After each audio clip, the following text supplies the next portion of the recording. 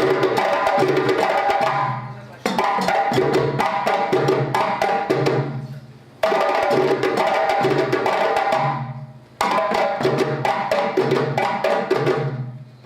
now like to invite to the platform to participate in a panel discussion, The Danger of the Single Story, Major General Antony Anderson, Commissioner of Police, Queen's Counsel and Director of Public Prosecutions, Paula, Llewellyn, and the Reverend Dr. Devon. Okay, I'm going to ask the panelists, each of the panelists to give us about 5 minutes of their own thoughts on having heard Professor Thomas's lecture, as well that idea of the single story and the importance of archives as we tell our stories, as we look at that issue of crime, violence, society, and the very many complexities involved therein. Mr. Commissioner of Police, sir, I will hand over to you first. Thank you very much. Good afternoon, everyone. First, just a big thank you for inviting me to be a part of it. Thanks to the National Library. And I think things like this, these opportunities to have a discussion about some critical issues are really important.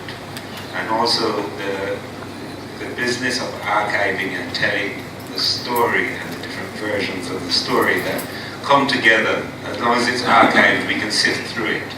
And, you know, usually with information, you can use it to support or oppose any sort of narrative that there is. So there's a narrative of, what is the narrative of truth is a discussion that needs to be had, and whose truth. And also, where we are now, where do we sit as a country now as we go through all of these discussions about zones and SOEs and methodologies. These are not new discussions, these are old discussions that we've had many times over. We, as a country, have had in 15 years 20,640 of our people killed in murders. We are above the Central African Republic, above South Sudan, above Somalia, above all of these countries. We are at the moment 8 times the global average, 3 times the regional average in the worst region for this in the world. This is where Jamaica sits. And it's always interesting the contrast between a gathering like this and how safe we feel, and the concentration of violence that occurs in other spaces where people live in terror and fear all the time. It was interesting a few years ago, and I don't want to go too long, just stop you in the times. But it's interesting a few years ago, around the same time as this incident in Tivoli Gardens, I remember going in there and seeing an area where there are some high benches with quite a deep rake at the back. So you'd sit in these benches and lean backwards on them. And they were set up in a sort of a U shape. And on the wall were the faces of a number of persons who were known to be, over time, some of our leading criminal area leaders, dons. And this was a court. And this court was trying Jamaican citizens and meting out punishments to them. Now we had people who knew this, but the place was quiet. The place didn't have a problem. There was an event that used to take place down there on Spanish Town Road. It was a musical event. And uptown people could go and you could leave your car open. And it would be safe. And people were happy about that. But how is that possible? And why is that? Because there was a court in there. And those people were not subject to the normal rights that are available to the rest of us. So that's the backdrop to a number of things. So we felt safe going there. But people who lived there, they felt safe within the context of the duality of their legal or justice, that's probably a better word, justice system. So that these, and I'm saying these things because these things provide a backdrop to where we are and some of the things we have to consider as a country as we are trying to move ahead and deal with this high, extreme levels of violence that are unique to us and out of proportion to our economic circumstances or any other measure that you could think of. Thank you so much, Madame DPP. Thank you very much. Good afternoon, everybody. And thank you very much to the National Library of Jamaica for inviting me. And thank you, Professor Devon Thomas, for your interesting, very interesting presentation. For me, a practicing prosecutor, it was quite cerebral. You're talking about archiving, but for the police and for a prosecutor who has to prepare a case, our reality being in the trenches is to actually see the story and live the story with our witnesses. It's not about archiving. It is reality in terms of seeking to prove a case beyond a reasonable doubt. There is no room for us to look through the prism of saying, okay, this person comes from this community, therefore you're going to have certain expectations. It's all about the evidence. Where does the evidence go? Because nobody's above the law.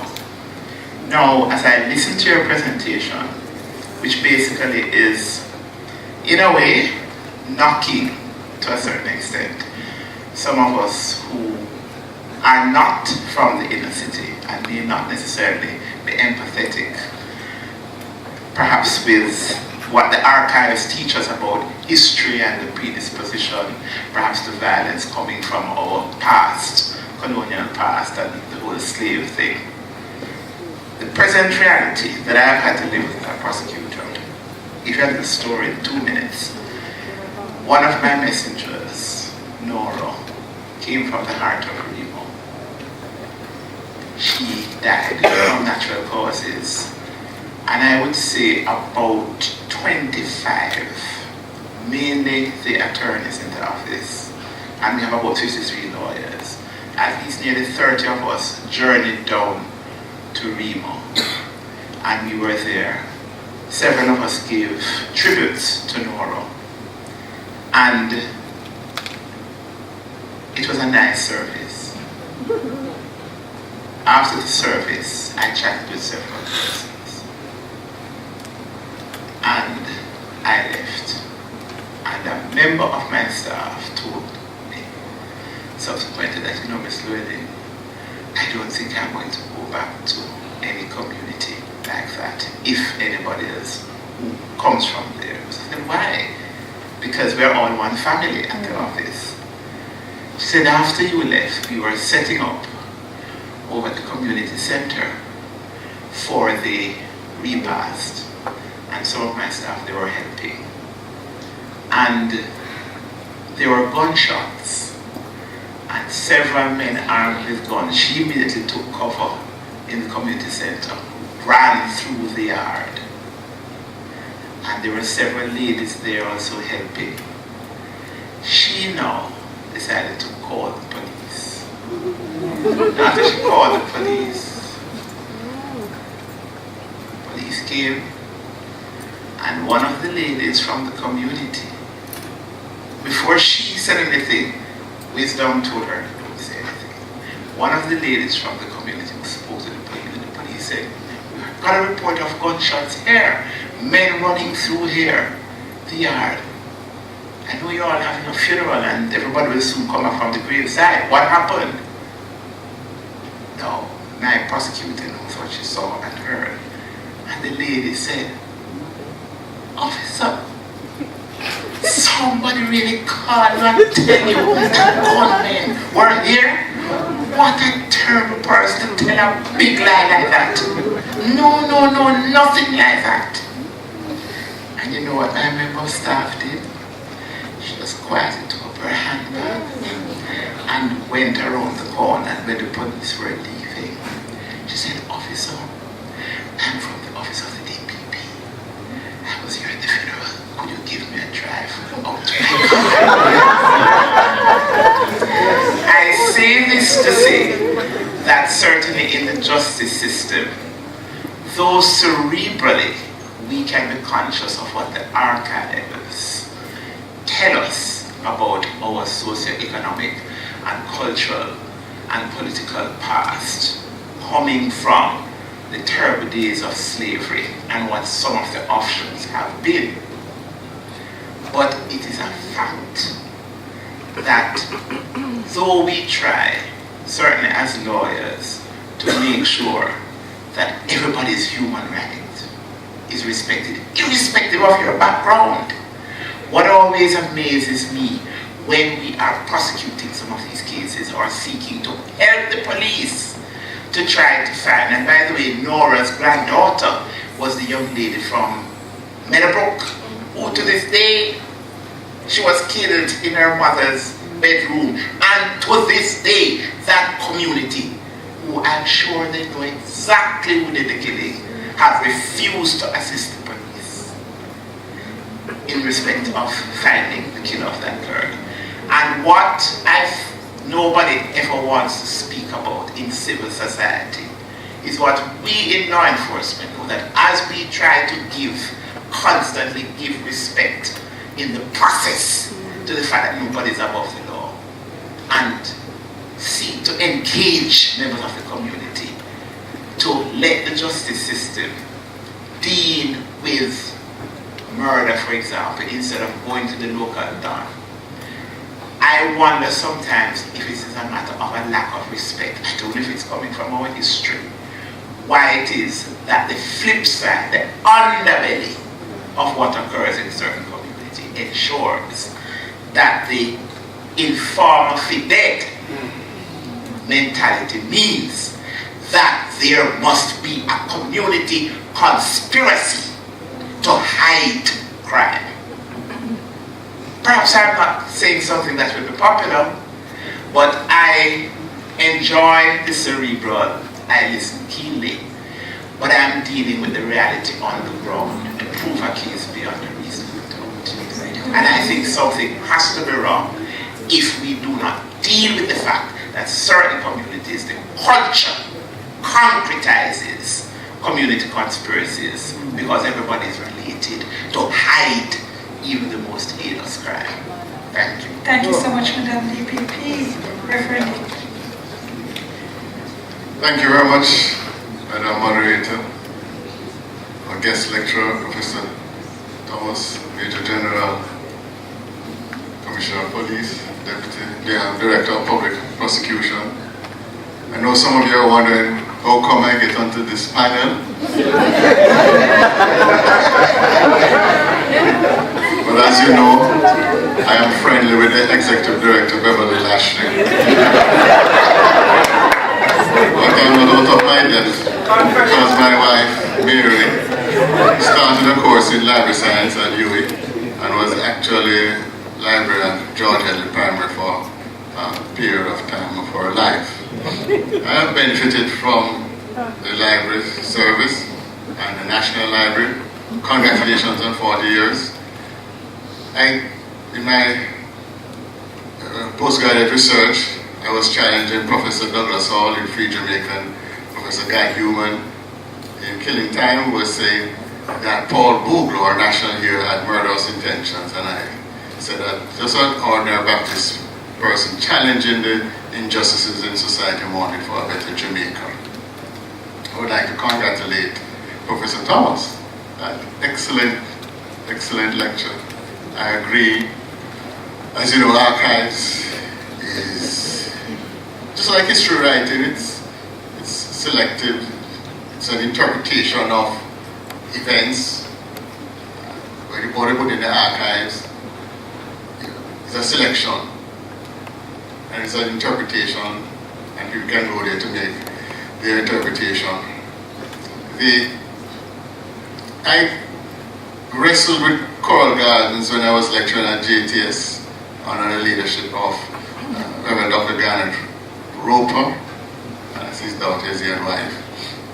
And I heard the interview about the policeman about his perspective of what happened at choral gardens. Also, along with members of Denham Town Baptist Church, I visited after the May 10 at State, the challenge to the state, the violent challenge to the state. I visited Denham Town and I saw and interviewed some of the people down there at the presidential clique. And going forward, I would like, one of the things the lecturer said was needed to see the connection between slavery, colonialism, and state violence.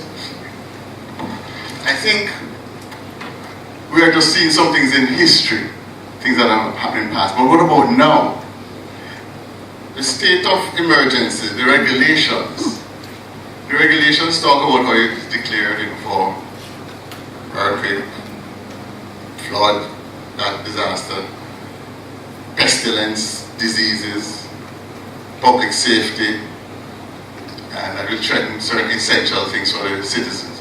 But within the regulations, there is a part that says to provide for payment, compensation to those who are affected by the regulations. And I believe that as a civil society, if persons who have been adversely affected by it, ordinary Jamaicans, I think we have to look at the issue of reparations, compensation, because if we're agitating for reparations now for slavery, if we're talking about Windrush, we have to talk about those persons who were adversely affected by the state of emergency. I really think it was an excellent lecture by Professor Thomas. Thank you so very much. Okay, in a couple minutes we'll start to take your questions. Remember to log on to the platform, slider.com, and input the code NLJ lecture, and then put in your question, and if you choose your name, and you can also participate in the poll that is up. Just before I start that though, let me just kick off with a couple of questions. And Professor, listening to both the Commissioner and the DPP in particular, when one thinks of archives, one tends to think of dusty spaces and dusty places. You were emphatic in your lecture, you spoke about dynamic archives.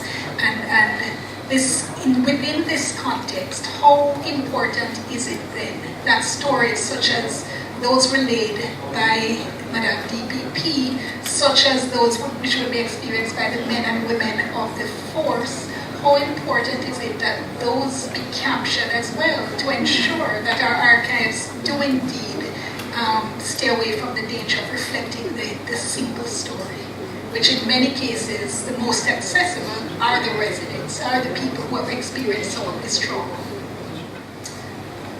Yeah, I think that I feel we know those stories and we expect those stories.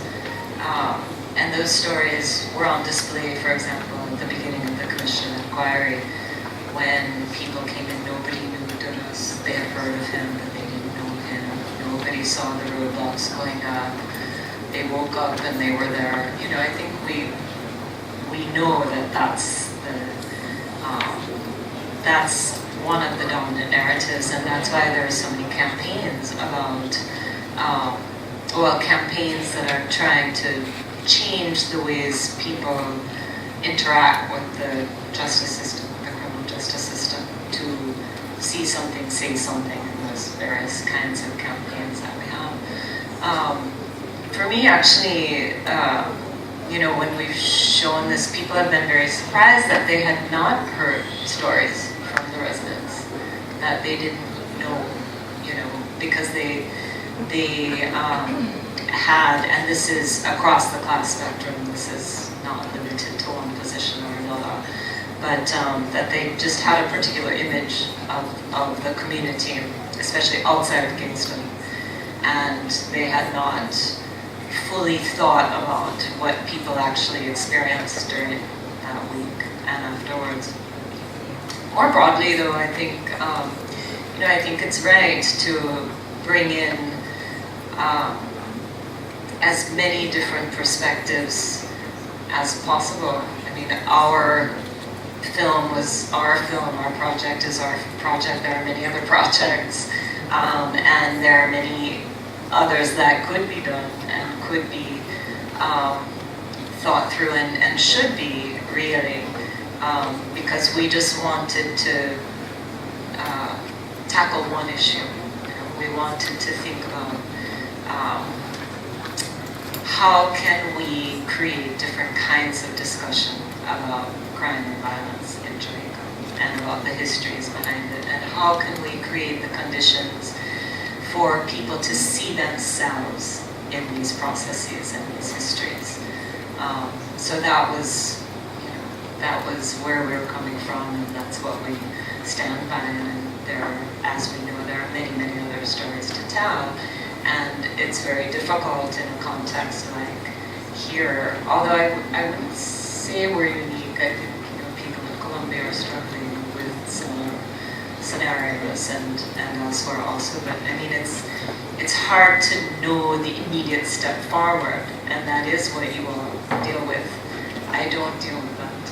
I have the liberty to think about it in a different way and try to bring other ways of thinking about it into a public conversation, because we can also be stuck, in a kind of law and order criminal justice model that doesn't allow us any time to reflect, because the urgency is always so great. Just before I go to questions, I'd love to hear comments from the others on that. How do you feel? Do you feel the records, the national conversation, in fact, tends to reflect one side rather than the other? Because I think you have an interesting dynamic where when it comes to the power is in the hands of the agents of the state, sure. But whose stories do we most often hear and whose voices we most often hear, especially given the constraints that are often present in terms of your officers, for instance, Mr. Llewellyn, and yours, Commissioner? Well, I mean, what I've seen is that certainly this story, there's a certain comfort that has come with the story as laid out in the films, in the documentary, because there's a certain amount of guilt that is there. There's a certain amount of guilt that is there, that these stories, the stories expressed in this way, provide a certain catharsis, but it doesn't necessarily reflect, I think it's a harder thing for actually our story. I mean, it's a simple thing like, from our perspective as law enforcement, and this is something, having been relatively new to the police force, have to get some perspective on. What is the level of trauma that a police officer is exposed to? So, and I mentioned this in another forum about the perspective. If we take an image of persons who are killed in Jamaica, at the scene, and we are in the unique position of seeing everybody who is killed in situ. Only the police see that. Where they dropped is where we see them, and their families, if families are there, who are crying and hollering, are hanging off of a police officer. So that's our perspective on it. So if we take these images, one image from each scene, put it on a slide, and we run 1 second transitions, slide to slide, that film runs for 20 minutes of faces in a good year in Jamaica for murders. So that is what we are seeing, that's what we see. That's our perspective. Now I have to look at seeing that much, what's the impact on our officers and on our organization, and how do we mitigate that? How do we deal with that? Because we have to go and we have to see. And if you take that in the organization to the subset that is my scene of the crime people, they actually go handle, see, touch every single one of those. So there are different perspectives that you know, are reflected in how you see, how you recommend. For me, one of, if not the most important thing is to get to bring those numbers of our people being killed down. We need to bring it down. And the thing that is, in my mind, off the table is for us to kill people to bring it down. That's off the table. But other measures to bring that down that are necessary, in my mind, we have to do them. What we have to do is do them in a way that we create as little trauma as possible in doing this. Any comments on the same thing, Madam DPP? I must confess that on occasion, I get a little cynical. I'm a student of history. In fact, in my teenage years, I once wanted to be a librarian. No, don't laugh, because I was a voracious reader and a speed reader too, and I thought that the only way in my early teenage years to get enough books to read was to be a librarian. Well, I became a lawyer instead.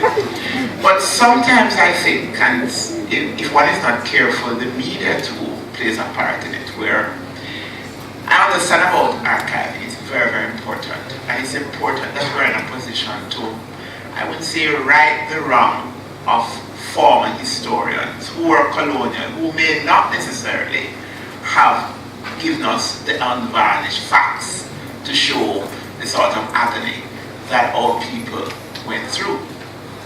But in terms of the present space, for example, when we saw collectively that incident in Spaldings, where the police officer was pushed or assaulted, and then you had the citizen, the bus driver, being shot, and you had a purported witness who came to say that he saw the police hold on to the man, take out the key out of the bus, and what he saw nobody else saw. And what was even worse, the entire crowd there, they were backing the wrong door and urging them to literally assault the police. I heard Professor Thomas say that a lot of people uptown don't understand what may happen in terms of, in effect, when brutality is meted out to persons in the inner city. But as the commissioner was hinting at, but I'm going to say that a lot of persons don't understand the type of work that the ordinary police officer has to go through. And it seems to me, Madam Moderator, that sometimes, I don't know if it sells more newspapers, or it sells more for the media, perhaps it's more sexy, always, to be focusing on the underdog, which is the poor citizen. But when I saw on television what this witness was saying, I was appalled. And I thought to myself, yes, he can do it and get away with it. Come and tell that sort of lie against the police, because he knows that generally civil society and a lot of people are more accepting of the usual narrative that the police state agent is always corrupt, is always the bad guy. And I think if you're looking at archiving and you're looking at present day stories, there has to be a balance always. It should be one-sided. So if we want to speak the truth in respect of how all the players won, but just not one side, in order, because it's the more sexy side. Or perhaps, if I'm going to be cynical, it's what, the human rights, the donors out there would prefer to hear. Because we have enough stories on all sides to go around. In my line of work, it's not about, I'm not here for one or the other. It's what the evidence is saying, which is why I can afford to be objective. Okay, Thank you. Let me start to go to your questions, and this is a related one, in fact. Did the police and military filmed their own operations in 2010? And if so, will such footage ever be shared with the public? There's quite a bit of footage that was actually shared during the Commission of Inquiry, so people actually did get a chance to see that level of violence. What I remember the most in terms of footage is police stations burning down on CNN. That's what I remember. Because it was so stark to see Jamaica burn, police station in Jamaica be on fire, blaze on CNN. And this is before the operation.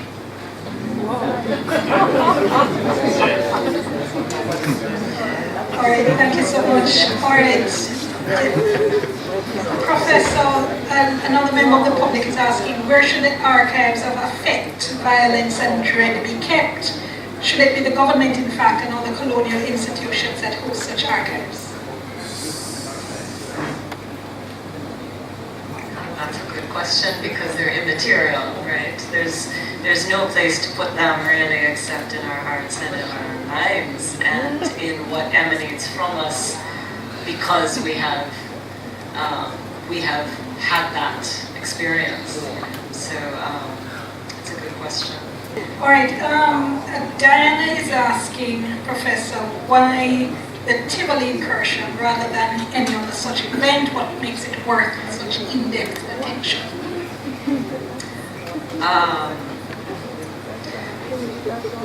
For us, we saw this as an event that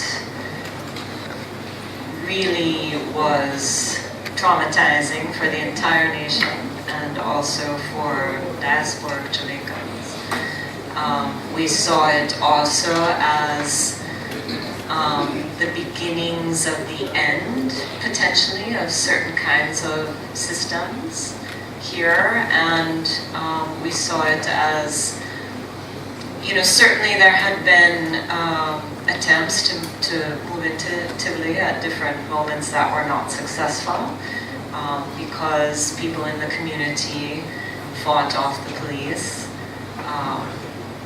which is an untenable situation as well. But this was really the first time that that the community was as penetrated as it was, and obviously in which the US was also involved. So it seemed to us to be an event of national importance and kind of a game changer in many ways.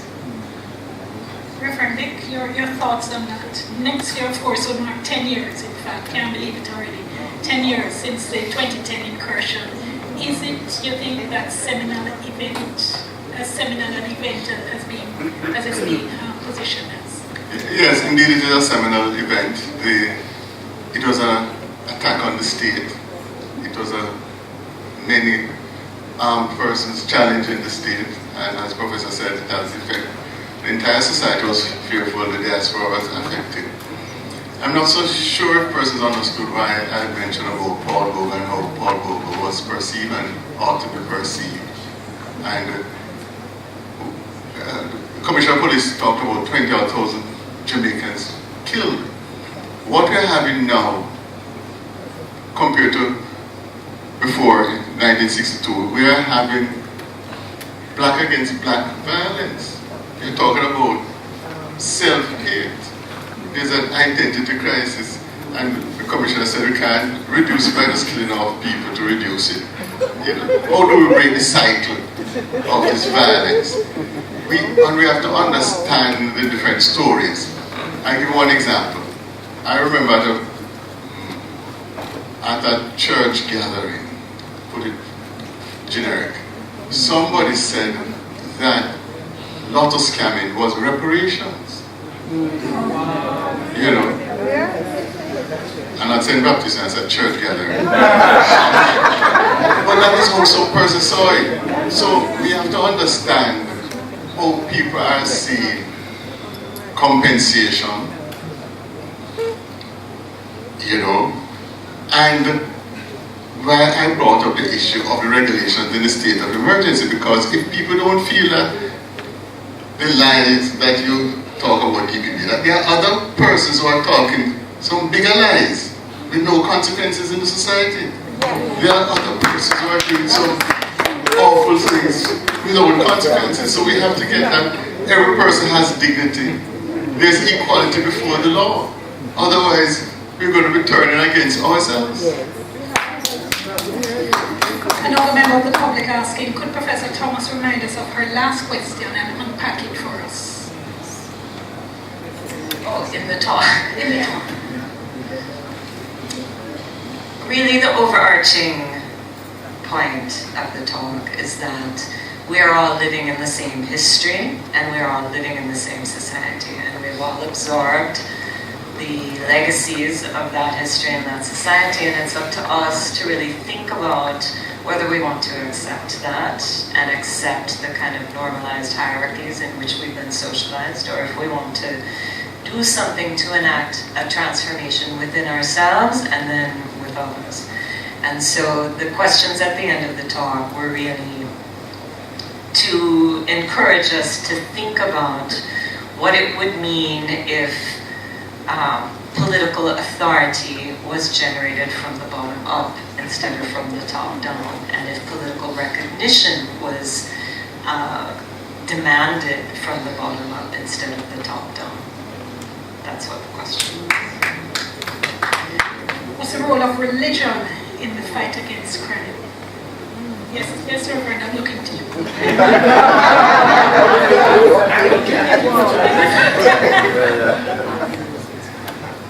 Well, yes, we believe in divine intervention. Our understanding is that everybody is made in the image of God. So everybody must be treated fairly, equally. Every Jamaican has dignity. So we would be against divisions, we would be against violence. And if we have that concept that God is interested in what is happening, God is involved in what is happening, and God wants us using the God-given abilities, we can change things. Apartheid came down, fought, there was slavery, ended, and so forth. So this high murder rate and this high crime rate can be dealt with effectively, but we have to have some ground rules that deals with everybody. Each person has dignity. Each person is equal before the law. All life important, and the totality of life is important. I have a question here that sounds like a PhD thesis, but I'll put it to the commissioner anyway. How does it, we hear a lot about the unique situation in Jamaica, crime in Jamaica. How does that really differ from the rest of the Caribbean? It's not really crime in Jamaica, it's violence in Jamaica that is unique. And I think when you interchange crime and violence in that way, you start to miss out of the solutions. I think violence operates in a different way from crime. And what we see is a lot of violence that are not in pursuit of a crime but become a crime.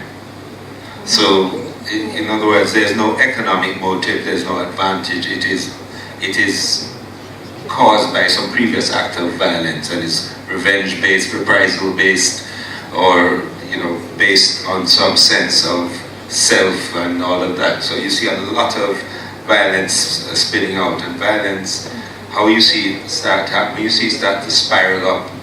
It happens all over the place, even in an unconnected way. You just have the temperature rise on violence. And so it's interesting that because of the situation that obtained in 2017, particularly in Montego Bay, where we are at 183 per 100,000 murders in St. James. It's interesting that with the measures that were put in place, we got a 70% decline in murders. That means we have about 250 people who are alive now because of those measures. And most of the people who are alive are poor black Jamaican youth.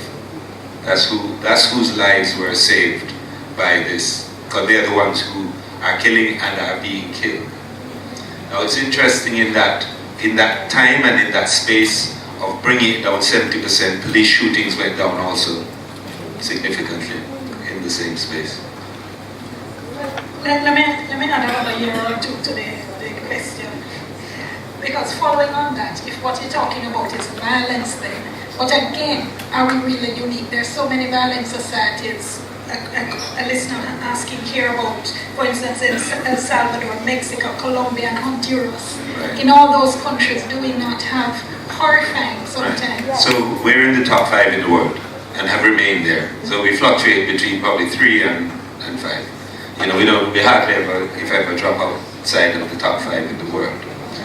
Now, for a country that has transitioned political power through a democratic process time and time again since independence, the countries we're comparing with haven't had that. They've had all sorts of juntas, they've had civil wars, they've had where the structures, the political structures of those countries have been challenged. For a country that has transitioned democratically, we're way at the top in the world, by far. Another member of the audience saying the DPP seems to be denying the role of criminality among the police. Shouldn't you be asking why the public lack trust in the police? Let me say with the greatest of respect, perhaps I was not clear. I could not be denying the role of criminality in the police. Tomorrow, we are going to start perhaps one of the first big gang cases in the Caribbean with 25 accused persons before the court. 2 of them are police officers. You will have 23 defense attorneys, 4 prosecutors before the Chief Justice. I rule on police officers and recommend that they be charged. I've prosecuted police officers successfully. So I'm not up there in the stratosphere, I'm right here in trenches. What I'm trying to say is that there is a part, an element of the culture in certain communities that ensure that criminality is accommodated. And I'm saying it because I live it and I see it. And I feel it when we're trying to prosecute cases and we try to get the cooperation of persons in some of these communities. Why? Well, why? Because part of the culture is to accommodate criminality. If you check out in some of these communities, everybody is connected. Everybody is connected. I once saw a file where a gentleman was all set to give evidence for the prosecution in Montego Bay. Was it Montego Bay or Hanover? And the accused man's father came to his house and begged him not to give evidence. Before he could answer, the 2 sisters of the accused man came to the house and styled up the man in such a way and indicated that we are sleeping with bad men, gunmen, to make sure that if you go to court, we will ask one of those gunmen to done you. Right? So we, the police and prosecutors, we have witnesses who will tell us these things. A prosecutor does not keep a witness in their spare bedroom. We have to convince, either we serve a subpoena, the police keeps it to the witnesses, or we have to convince the witness to come and give evidence. Every day we meet the thing about they're afraid, and sometimes that happens. We are on the line as well.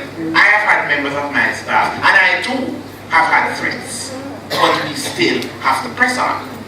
So I'm not hiding or defending police criminality. Nobody is above the law. And wherever the evidence goes, I will prosecute you. Fearlessly, but fairly.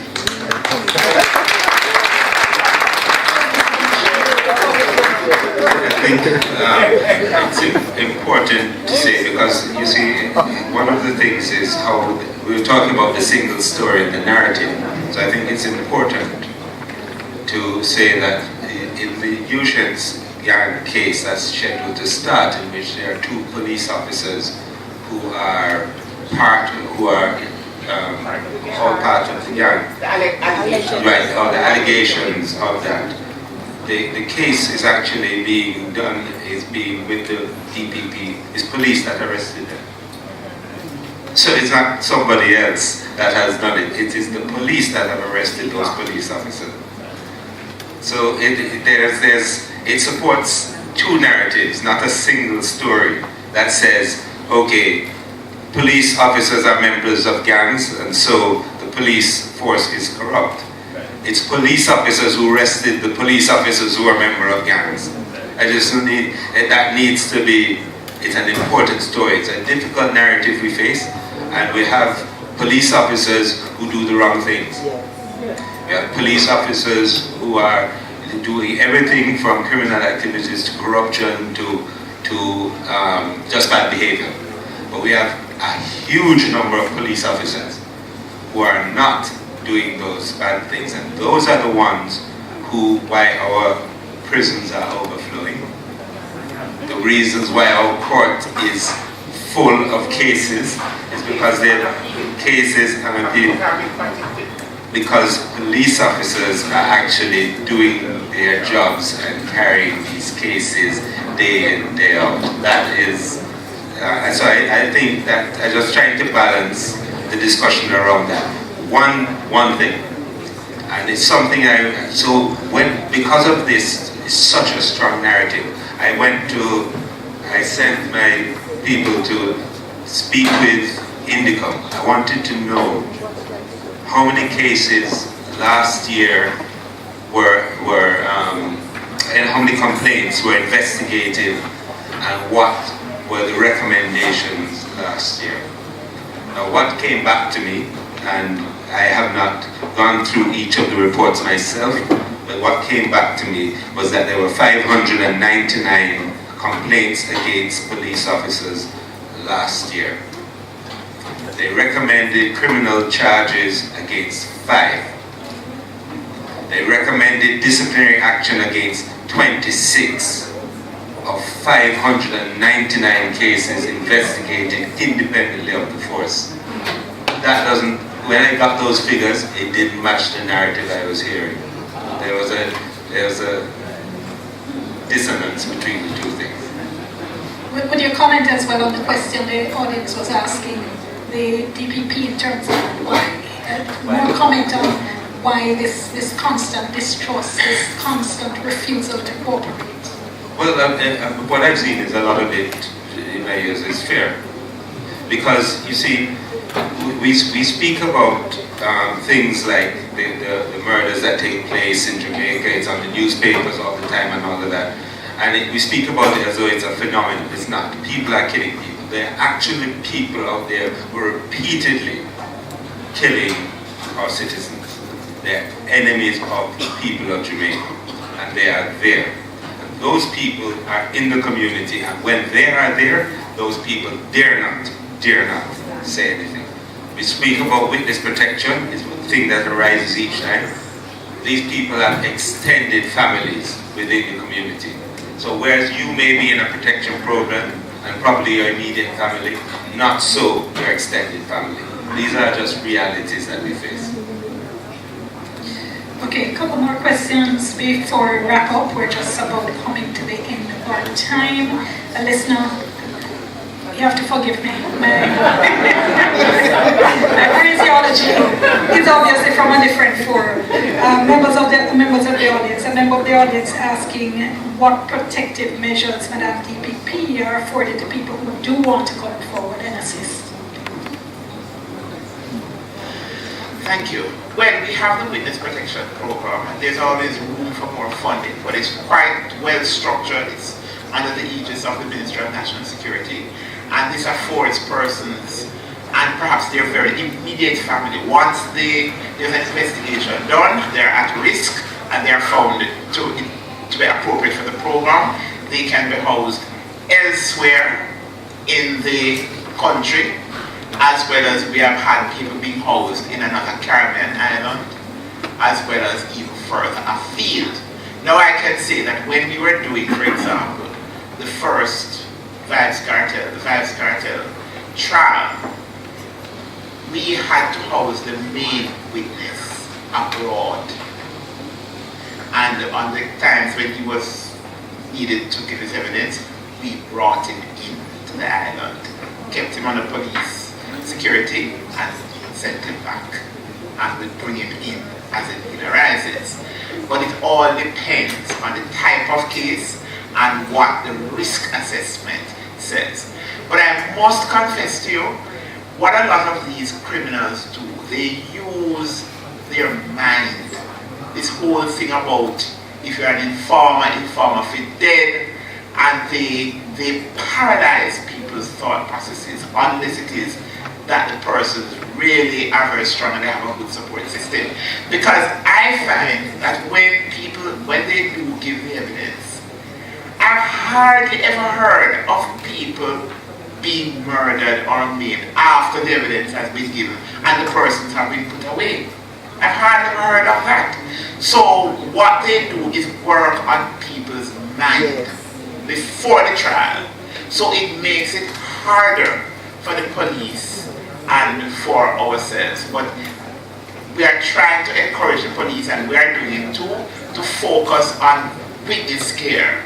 I had a wonderful conversation with CTOC at the head of CTOC, Assistant Commissioner Fitzbailey, and they have put a unit in place that focuses on witness care. And I would encourage all the police divisions so that you keep in constant touch with the witnesses. And if there are risks, then we see how we can move.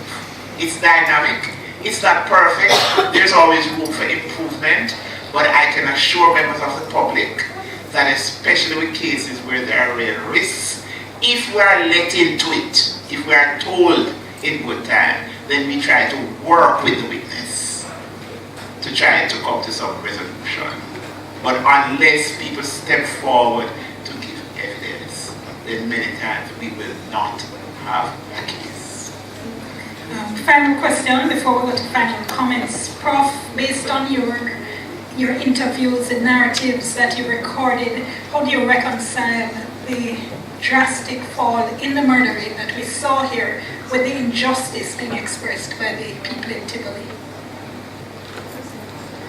How do you reconcile the reality that Jamaica did see a very significant and drastic drop in the murder rate? How do you juxtapose that with the injustice that was expressed by the people of Tivoli and the feeling by many of them, in fact, that there were significant abuses meted out to them during that time? Can the two hand together? Decline in the murder rate after the incursion or more recently? After the incursion. I don't see those as contradictory happenings. What happened in Tivoli created a different atmosphere, and created or I would say, shut down the kind of normal life and operations for a number of months afterwards. So it wouldn't be a surprise to see a decrease in the murder rate. It seems to be right after. We saw again a decrease in the murder rate after, last year, toward the end of last year. So I don't see that as contradictory. That one doesn't rely on the other, right? It doesn't, because there's a decrease in the murder rate after the incursion, doesn't mean that people experienced forms of trauma and violence during the incursion. So, Commissioner, your comment, especially with what we've seen with the states of emergency, most particularly in St. James, does it then leave us with the feeling that as a society we can only fight crime by instituting these repressive forms of governance? Well, I wouldn't say it's a repressive form of governance. What I'd say is repressive state of affairs. Well, okay. So let me. Commissioner is trying to draw your No, it's okay. I can pull for the Emergency Powers Act and regulations. Yes. So I think more fundamentally to that is, do we have an emergency or not? That's at the bottom of it. And you have an Emergency Powers Act because you have an emergency. in my mind, we have an emergency because 2 million of our people are being killed. That's an emergency. Because when I look through, there's a lot of things that you go to emergency powers when systems are threatened that can lead to loss of life. We're talking about loss of life. That's what we're talking about. And so I think we are squarely in that space. I think the methodology that we use is something that we need to perhaps tighten up some things on. But generally, there is no way that normal measures deal with abnormal situations, that we are way abnormal. Thank you so much. Okay, let me ask our panelists for final comments and ask what you would leave us with on the theme for the panel discussion, your thoughts on the danger of the single story as it applies to your space in particular, Madam DPP. May I say, everybody, every stakeholder, every citizen deserves justice. But I think even more so, it is important that in the telling of the story about the justice system, about law enforcement, about citizens' rights, whether deprived or maintained, that the truth be told. Not just one person's view, one person's interpretation, or how one person would wish the narrative to sound. Deal with the truth and we'll be okay. Thank you. Thank you. Reverend Devon. Thank you. I really hate to disagree with a fellow Calabar old boy, but my reading of this state of emergency, Public Emergency Act, is a little different from what he said a while ago. I was preparing because of the abstract I read from Professor Thomas. I had read the provisions yesterday, and the first time the state of emergency was declared was 1966 by Sir Alexander Bustamante for West Kingston. Two times the state of emergency was declared for Hurricane Ivan and Dee, and the other times so flare-ups. The states about disease, it states about floods, earthquake, and anything that threatens the public safety for essential services to persons. But, I mean, the courts can decide on that, so I won't even go about what are the conditions for states of emergency. But I was wondering if I really read correctly where it said that the regulation provides for compensation for those who have been affected. Because when we're even fighting high crime, high violence, we have to do it properly. And if there are excesses, we must deal with the excesses, and if persons need to be compensated. Because the persons who are killed, like I said, is of a certain class, they are going to feel that to get good, some evil thing has to happen. So we must be able to fight evil with good and get good results. Thank you, Mr. Commissioner.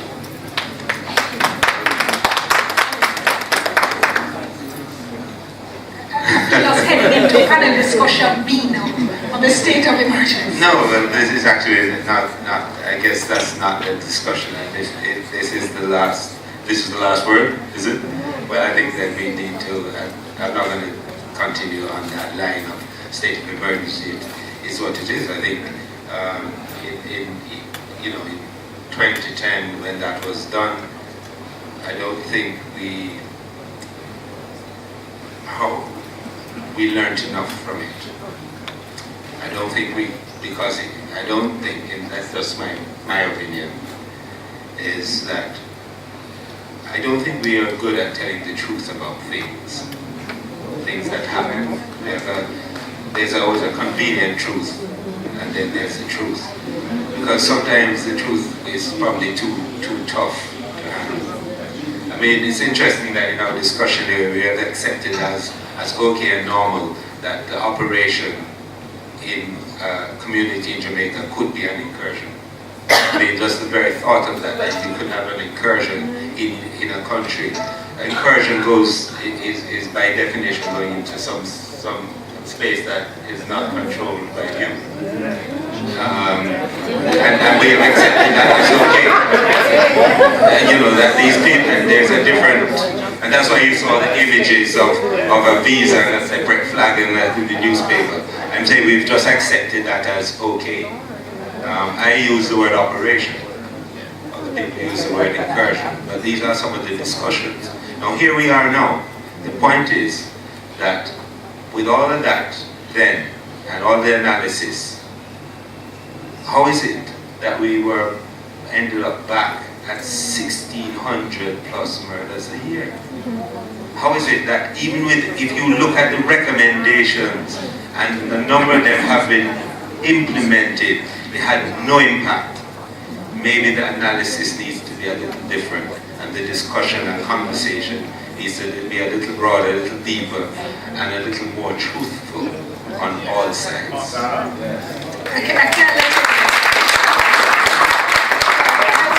I need to follow up on that. When you say we haven't learned enough and that we tend to go for the convenient truths, what do you think were the inconvenient truths that we chose to ignore in the Tivoli operation?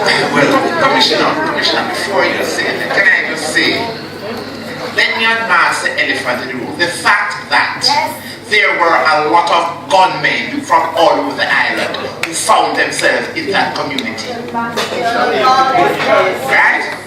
That is what was on the ground, that is what intelligence was saying.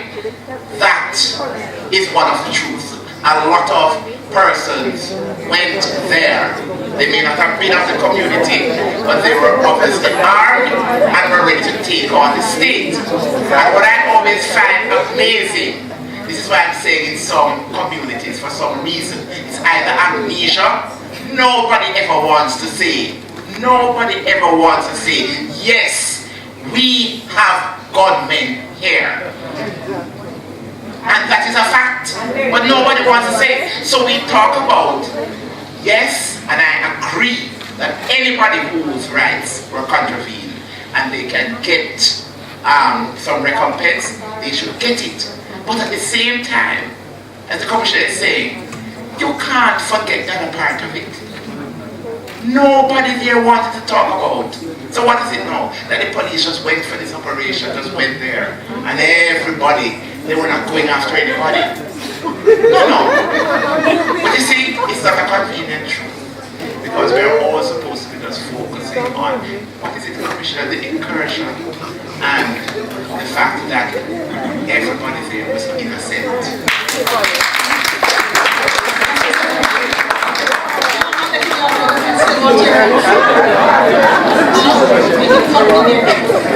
I think there are many, so there's a historic, it didn't start that day.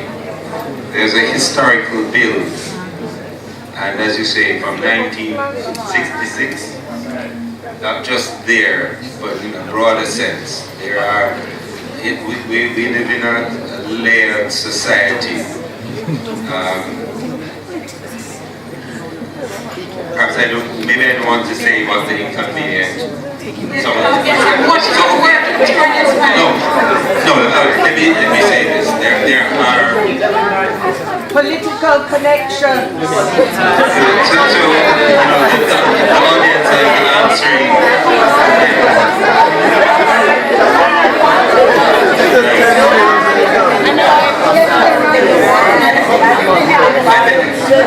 I think there. So let me tell you one of the inconvenient truths.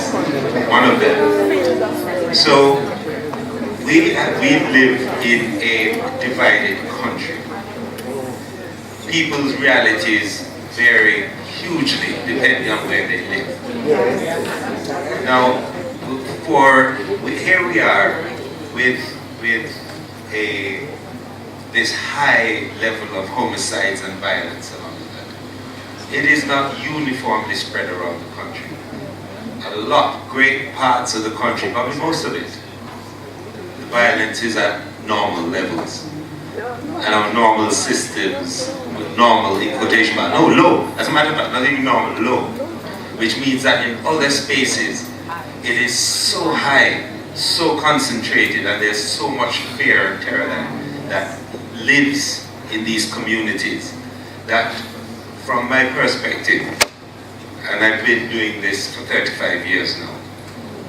Yeah, no, don't let the... So I've been doing it for a while, and let me tell you, I've been in the community. I started there, and what I feel this, that I need to provide relief for that fear that people find themselves in within these communities. It's not an intellectualization of it. There's a reality of fear that exists when you're huddled behind a door. You know, burglar bars, you hardly have a door. And you know that the guys passing through the yard could stop and just kick your door and kill everybody in there. Or go next door and do it. You don't know when your day is. You don't know if you're seen speaking to a policeman about something, or a policeman speaking to you. You're not even speaking back to them. And tonight, maybe your time. That's where they live. And that is why, when anything that can relieve those people of that threat and actuality of being killed, and killed, and killed, and killed, is something that I feel invested in, that I should provide some succor to that. Yes.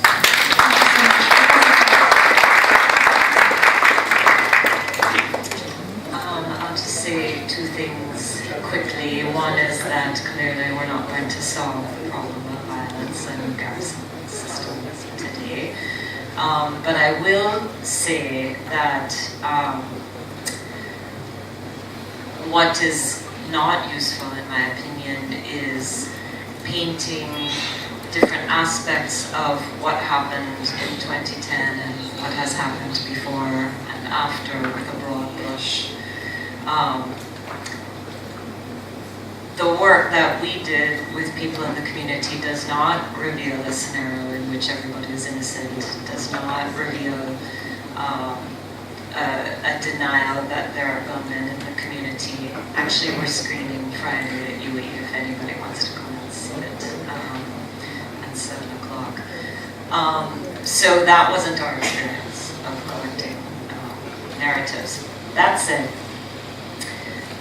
what I think is important and what I would like to maybe leave us with is sort of what Mama kept saying, why?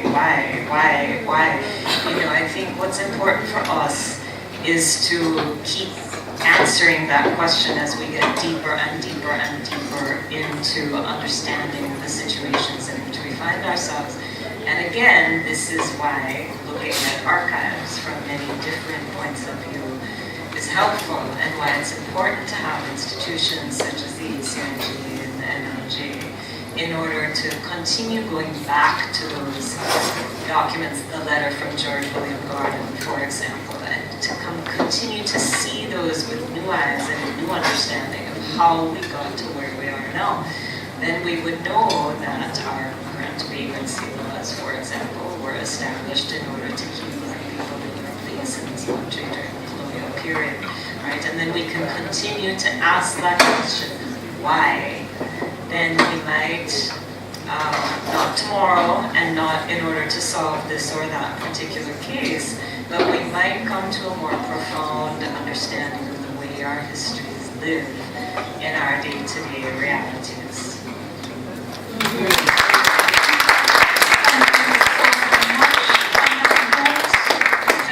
Thanks so much, Professor Thomas, for your thoughtful and thought-provoking presentation, to our distinguished panelists for their perspectives on this. Of course, to the National Library of Jamaica and their hardworking staff for providing this wonderful forum for the exchange of thoughts, and of course to all of you for coming out. Thank you so very much. It's been a pleasure. Okay, so before we end this evening's proceedings, our National Librarian, Beverly Lashley, will present a small token of appreciation from the NLG to our valued panelists.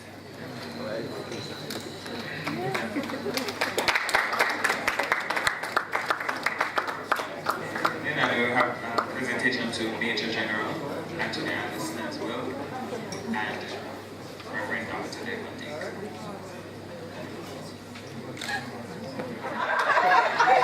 And this is our Deputy Director, Nicholas Graham,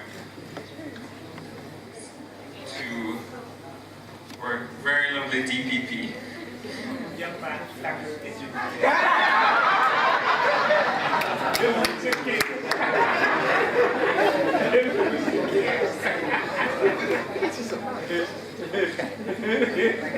and to our moderator, Dionne Jackson-Miller.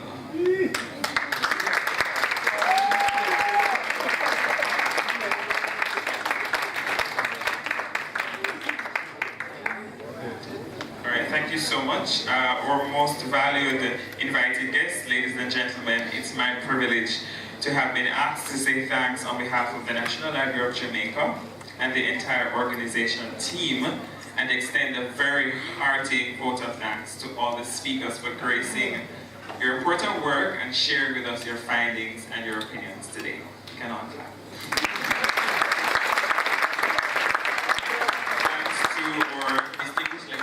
Professor Deborah Thomas, and our panel participants, Major General Antony Anderson, Dionne Jackson-Miller, who moderated so wonderfully for us, Reverend Dr. Devon Dick, and our DPP, who said I clapped her a while ago. Right. And our drum ensemble, organized by Junior Gabo Wedderburn, who is not here with us today.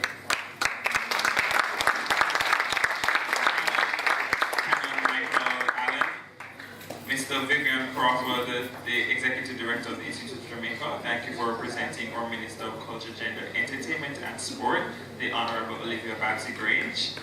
Knottford Court Hotel for hosting us today. The Jamaica Cultural Development Commission, who did our event management. The Edna Manley College of Visual and Performing Arts for connecting us with our outstanding artist, Nadine Hall, whose work is on display.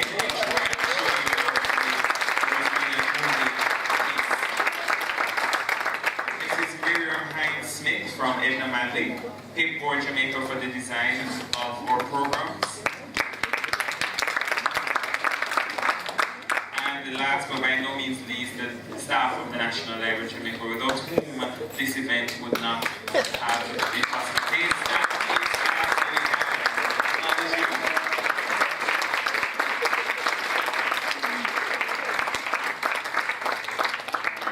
I forgot my manners. My name is actually Stephen Martin, Public Relations and Marketing Officer of the National Library of Jamaica. And before I go, I just invite you to follow us on our social media platforms to be in the know for other exciting 40th anniversary activities. And thank you so much for being here today.